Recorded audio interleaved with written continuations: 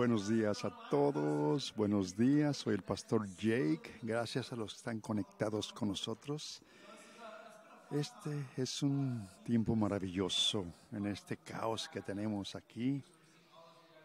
A todos los que están con nosotros, me da un gusto verlos a todos. Es divertido estar con ustedes, escuchar sus voces, ya sean buenas o malas, pero es un tiempo divertido poder compartir juntos con ustedes. Es maravilloso. Mi esposa y yo somos bendecidos en poder ser pastores de ustedes en esta temporada que nunca pensamos que íbamos a pasar por esto, pero aquí estamos. Y en el transcurso de los últimos meses hemos estado estudiando juntos el libro de Marcos, que le llamamos El Rey. Todo el corazón detrás del Evangelio de Marcos era que estos cristianos que estaban viviendo en Roma por esta persecución, decía él que valía la pena porque él es el rey. Vivía en este mundo, pero teniendo fe. Tenían que arriesgar mucho. Marcos les recordaba a quién seguían, que el rey, y este evangelio es el más corto que tenemos de nuestras Biblias, porque quería Marcos que este mensaje conciso de recordarles quién era.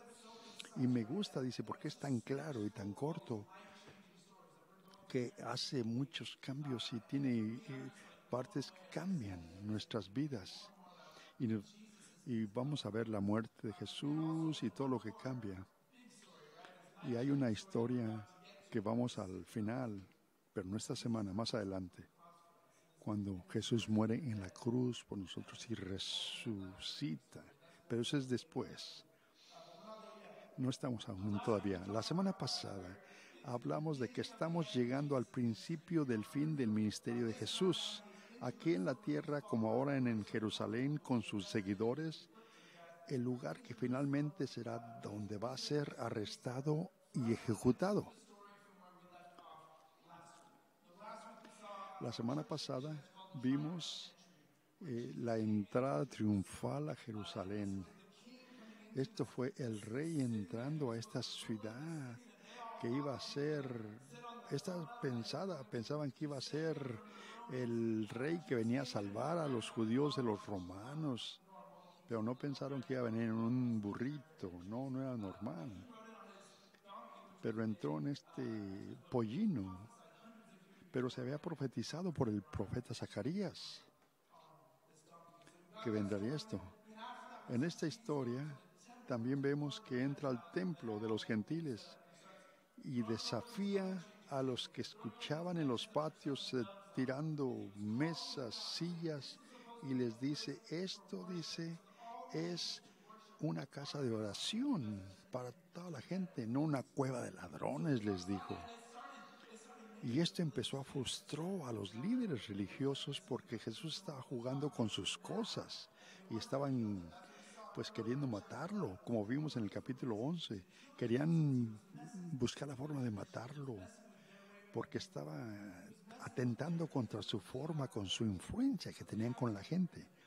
Querían deshacerse de él, pero no podían arrestarlo porque ese es el problema, querían atraparlo. Y ahí es donde empezamos a ver el día de hoy. Hoy comenzamos justamente en el versículo 27, dice, ellos, Jesús y sus discípulos, llegaron de nuevo a Jerusalén y mientras Jesús caminaba por el templo, los principales sacerdotes le preguntaron, ¿con qué autoridad estás haciendo esto? ¿Quién te dio esa autoridad? Y eso le preguntaron, ¿quién te dio esta autoridad? ¿Y qué crees que tienes? ¿O quién crees que eres? Porque vieron que arrojaba mesas, que hicieron todas estas cosas y reclamaba las cosas. Ahora se dan cuenta que Jesús, la autoridad, es un reto directo a su autoridad. Pero no pudieron hacer nada al respecto. Porque si la gente no le agradaba tanto, probablemente ya lo hubieran arrestado. Tal vez después del incidente de las mesas, pero la gente tenían que atraparlo y la única forma que podían hacer esto era de atraparlo.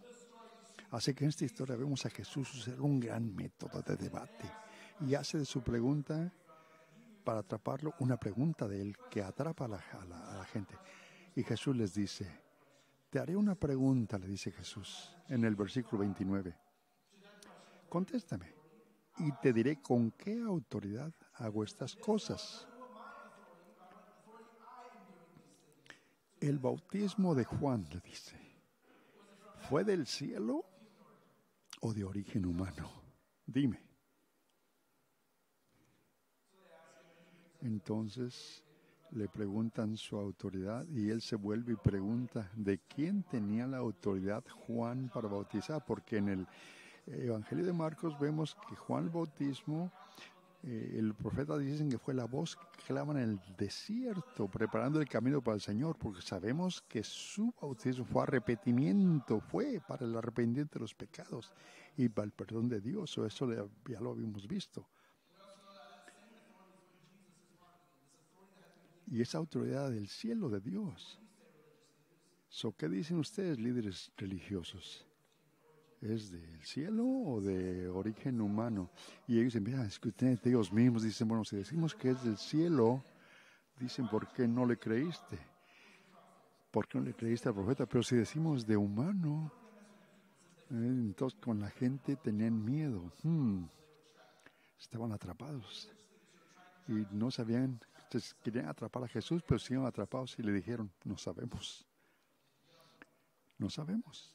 Y Jesús les dice, bueno, tampoco les diré con qué autoridad hago estas cosas.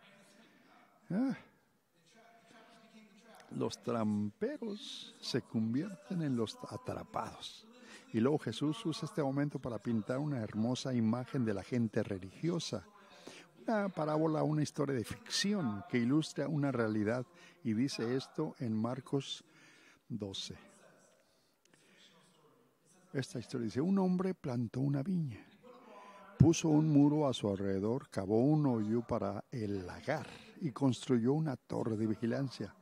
Luego alquiló el viñedo a unos agricultores y se mudó a otro lugar. En la época de la cosecha envió a un criado a los labradores para que les recogiera parte del fruto. Esta historia era una historia común para que la gente lo entendiera en Galilea. Estaban controlados por ricos terratenientes cuyas tierras eran trabajadas por agricultores arrendatarios. Este hombre compró un viñedo, preparó para que funcionara eficazmente construyendo un muro, un lagar y una torre de vigilancia. Y contrató labradores para que lo llevaran a cabo. Y cuando envió a un sirviente, dice, lo agarraron, lo golpearon y lo enviaron con las manos vacías. Y luego envió a otro criado, lo golpearon a este hombre en la cabeza y lo trataron con vergüenza. Envió a otro más y a este lo mataron. Envió muchos otros y los golpearon y a otros los mataron. Ahora bien, esto es único porque los terratenientes tenían poder social y legalmente para poder hacer cumplir su voluntad sobre los que rentaban las tierras. Pero en esta historia son los que rentan, los arrendatarios, quienes actúan como si fueran los que tienen todo el poder y lo explotan. Ahora, si no se han dado cuenta, Jesús está comparado a estos líderes religiosos aquí, como a lo largo de la historia, con estos arrendatarios. Dios es el terrateniente. Vivimos en su creación la viña y a lo largo de la historia judía, Él ha enviado sus profetas a Israel y a lo largo de la historia judía, Israel ha maltratado, golpeado, abusado y martirizado a muchos de los profetas que Dios envió. Y en el versículo 6 dice, le quedaba por enviar un hijo, a quien amaba. Lo envió al último de todos, diciendo, respetarán a mi hijo amado. El bautismo de Juan, cuando Juan bautizó a Jesús y salió del agua, las nubes se abrieron y una voz dijo, este es mi hijo amado, mi hijo a quien amo y con quien estoy muy complacido, muy contento. Dios envió a su único hijo. Pero los inquilinos decían unos a otros, ¿este es el heredero? Venid, matémosle y la herencia será nuestra. Entonces lo tomaron, lo mataron y lo arrojaron fuera de la viña en la historia. Jesús está presagiando, pero en la historia creo que los inquilinos presumen demasiado sobre la herencia. No obtendrían la herencia de ese terrateniente. Pensaban que eran los hijos que enviaban a cobrar la renta del viñedo.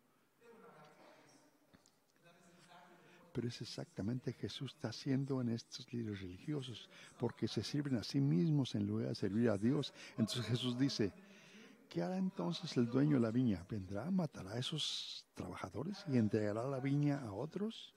¿No has leído este pasaje en la Escritura? La piedra que desecharon los constructores se ha convertido en la piedra angular. El Señor ha hecho esto. Ese pasaje es el Salmo 118. Y el edificio que se refiere es el templo. Y esa piedra rechazada es Jesús. Y el nuevo templo, que es la piedra angular, es una amenaza para los constructores del antiguo templo. Pero estos no creen en Él. No creen que Él es el Hijo de Dios, que es el Mesías. Y mientras nosotros vemos que Él vence la muerte en la cruz para que nosotros podamos llevar esa herencia en la eternidad con Él, aquellos que no creen morirán. Pero la Biblia dice que el castigo eterno es infierno, es infierno.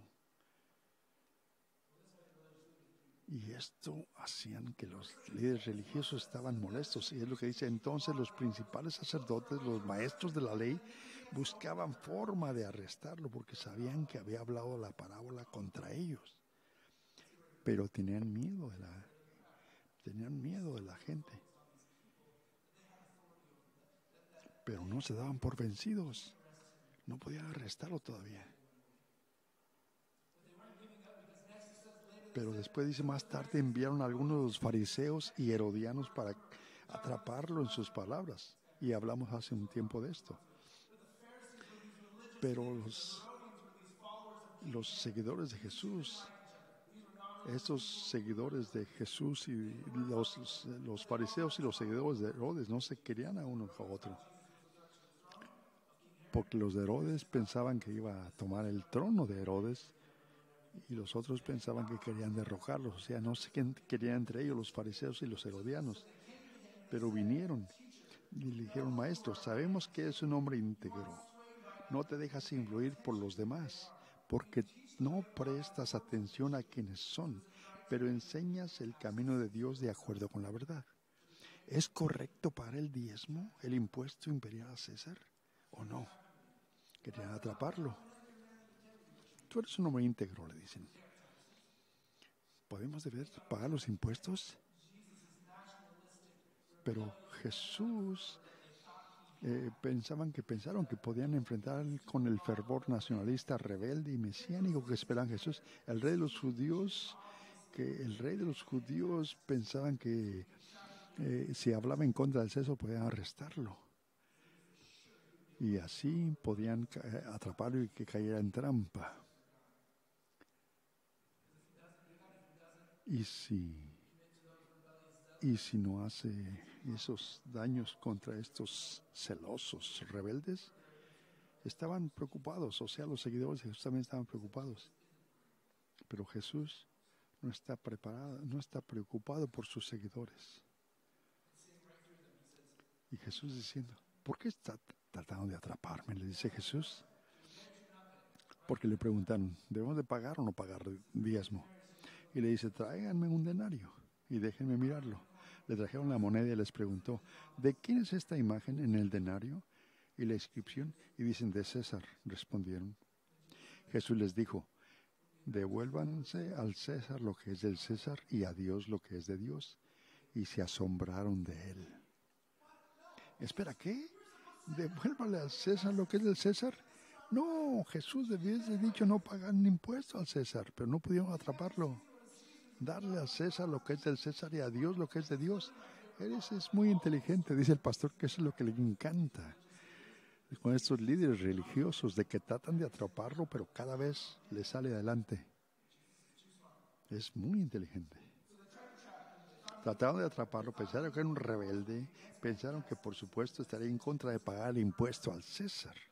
Pero en cambio Jesús confirma la responsabilidad nacionalista terrenal de pagar impuestos y sin embargo también resalta la responsabilidad mental del reino celestial de devolverle a Dios, decir que también este resulta la responsabilidad, pagar impuestos y el diezmo, de darle a Dios lo que es Dios, pagar impuestos y pagar el diezmo, las dos cosas.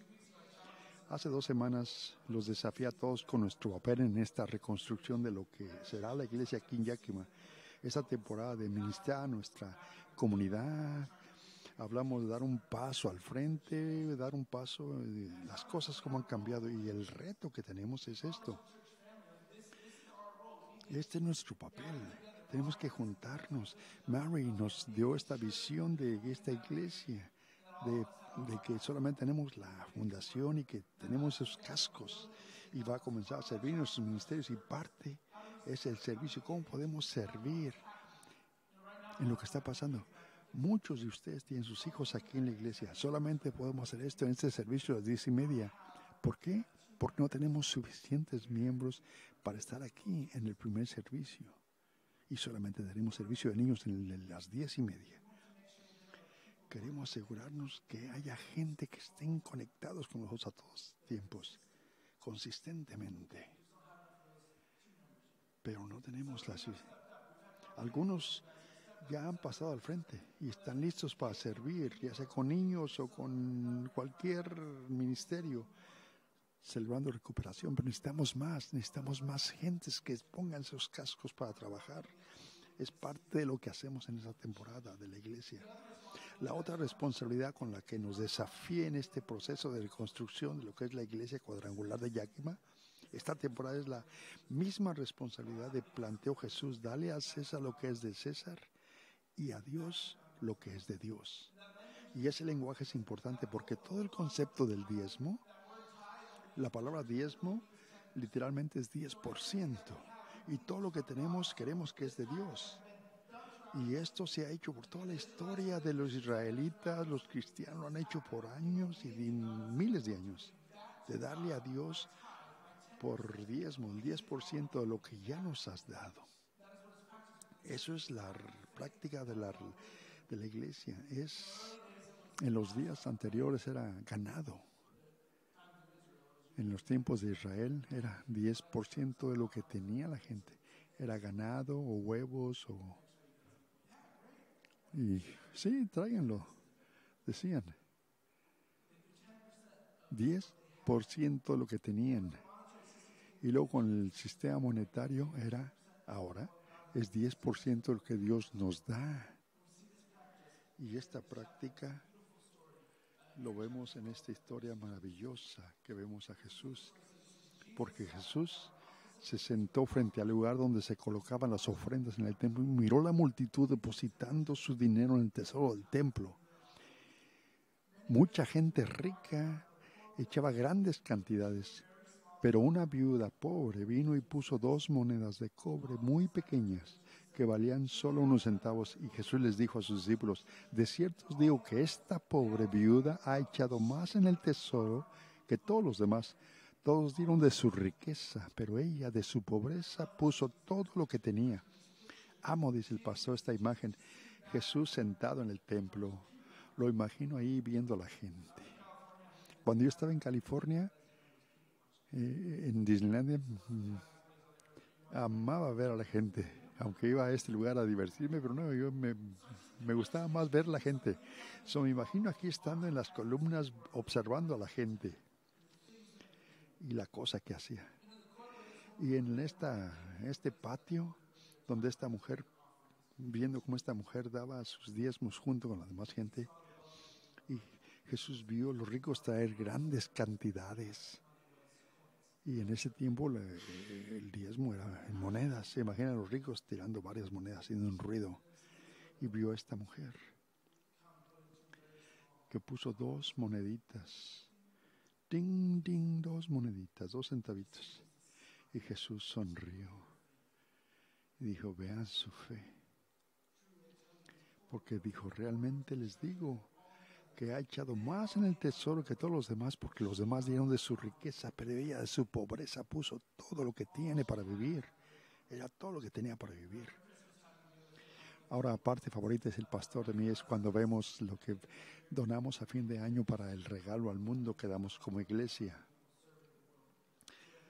Y tenemos conexiones en nuestra iglesia con varias partes del mundo con las que damos y es una bendición maravillosa. Y muchos de ustedes dan donación al mundo que damos y damos tanto dinero cada año que es diferentes bendiciones a diferentes organizaciones y Dios cambia el evangelio por medio de esto. Pero la parte favorita para mí, esta parte, es cuando traemos estos regalos. La parte favorita es cuando los niños traen sus pequeñas cajitas en las que han estado recolectando monedas y colocarlas junto a ellas.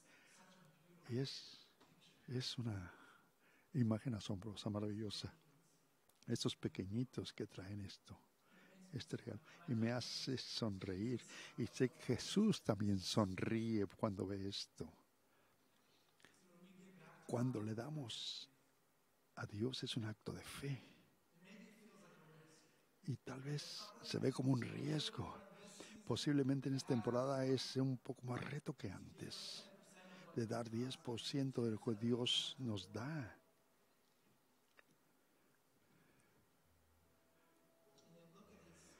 Y vean la sonrisa del que da sin ser egoísmo. Yo, dice el pastor, desde que tengo 10 años he estado diezmando, de lo que más me acuerdo. El 10%, $1 a la iglesia. Y luego cuando ya tenía $20, daba $2. Cuando trabajaba con limpiando los baños con los Bears, diezmaba en la iglesia. Cuando trabajaba con mi tío, trabajaba en los camiones, también diezmaba. Y aún sigo diezmando. Cuando me gradué de high school me dormí a Seattle y trabajé en la librería. Y también en mi iglesia local seguía diezmando ahí. Y en este interinato, en otra iglesia en Everett, seguía diezmando. Y todos esos trabajos, cuando estaba en el colegio, en la universidad, siempre di el diezmo. Y desde que me gradué de la universidad, solo he trabajado en esta iglesia. Durante años que estoy empleado aquí en esta iglesia, he podido servir. Empecé con los de kindergarten, con los jovencitos, y sigo diezmando desde entonces.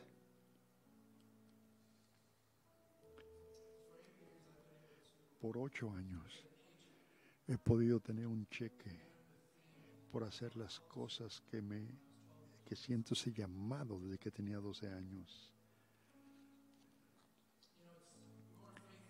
Es su donación, su diezmo fiel que nos permite a todos nosotros, a mi esposa y a mí, a nuestro equipo, para poder tener esos ministerios. Por su fidelidad y su fiel donación, es por esa donación fiel que este último año dimos más de $200,000 al ministerio, a personas de nuestra comunidad. Es por su donación fiel que dimos $150,000 a misioneros en otras partes del mundo. Y es gracias a ustedes podemos ayudar a nuestra red de iglesias desde aquí a Walla Walla a ministrar eficazmente a cada una de sus comunidades. Y es debido a su fiel ofrenda que podemos tener un lugar para adorar, un lugar para reunirnos, equipo para transmitir en vivo a sus hogares con cámaras, en internet y todo, grabar todo eso para ministrar a nuestros hijos. Un lugar por eso. Es por eso que durante la semana podemos tener niños en nuestro centro de enseñanza para que las familias puedan tener espacio para poder trabajar y todo eso. Es por su diezmo que vemos a Jesús sonriendo. Y yo sé que diezmar el 10% es fácil para unos, que para otros no es tan fácil. Sé que dar más del 10% de su ofrenda es para unos más fácil que para otros. Pero Jesús ve el corazón de todos nosotros y se complace de aquellos y nos recuerda que sigamos fielmente dando, ya sea poquito o muchas monedas. Jesús, iglesia, estamos juntos en esto. Recuerde, estos trabajadores de la reconstrucción que vimos, y en esto tenemos que pensar que estamos juntos.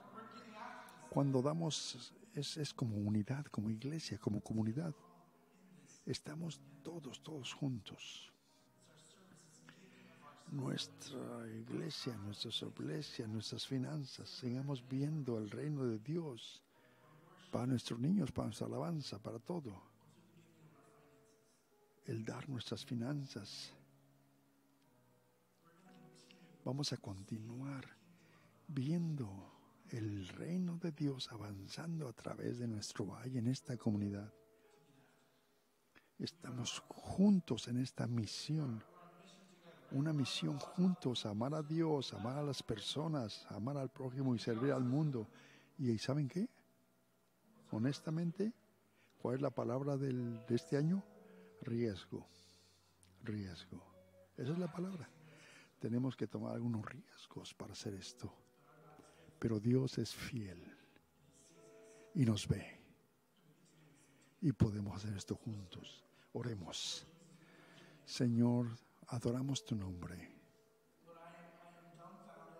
Yo estoy sorprendido, dice el pastor, por tus bendiciones que caen sobre nosotros.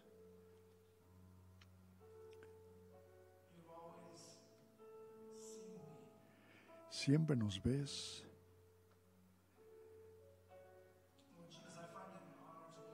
Y es una honra poder servir y alabarte, Señor, dice el pastor, porque amo a la gente, porque tú me amas a mí. Y yo fui salvo por tu gracia, aún en medio de todos mis pecados. Estuve quebrantado, pero tú me salvaste, Señor, estuviste por mí, siempre me amaste, lloraste por mí, reíste conmigo, y esa sonrisa que tengo ahora es porque te sirvo. Y ahorita veo esta misma sonrisa, Señor, que tú derramas sobre nosotros en esta misión juntos que tenemos. Y ustedes saben la historia que siempre hablo de lo que Jesús habló a los fariseos, pero la realidad es para los que sabemos que Jesús conquistó la muerte y el pago del pecado es la muerte, y por eso murió Jesús en la cruz para pagar por nuestros pecados, para los que creemos. Y la Biblia dice que si creemos en Él y lo confesamos, la otra realidad es eso. La eternidad es para todos. Pero los que no creen, pero la condenación eterna es lo que es la Biblia que también existe, es el infierno. Literalmente, nuestra eternidad está en peligro. Los que creemos, sabemos que nuestra eternidad está segura, pero nuestra herencia de la que habla Jesús es precisamente la tenemos por la muerte de Jesús en la cruz.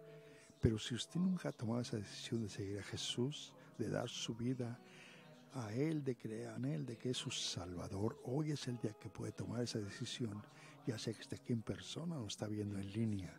Toma esa decisión el día de hoy, sométase a Dios, crea en Él. Si es usted esa persona, levante su mano y diga, quiero entregar mi vida a Jesús, quiero entregar mi vida. Ya veo esas manos, sí, gloria a Dios. ¿Alguien más? Ya veo esa mano.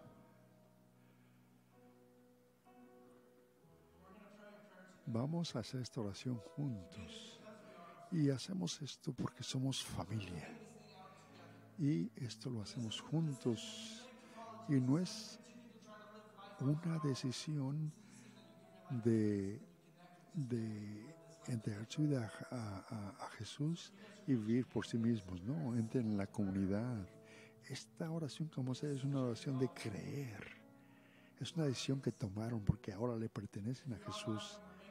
Y si usted está en línea y está haciendo esta decisión, también hagan esa oración, porque es lo que la oración es. Repitamos esta oración. Señor Jesús, te doy mi vida. Creo en ti. Gracias por tu gracia. Gracias por tu misericordia. Perdona mis pecados. Quiero caminar contigo. Creo en mi corazón y confieso con mi boca que tú eres mi Señor, que tú eres mi Salvador, que tú eres mi Rey. Te amo, Jesús. En tu nombre oramos. With my mouth that you are my Lord, that you are my Savior, and that you are my King. I love you, Jesus.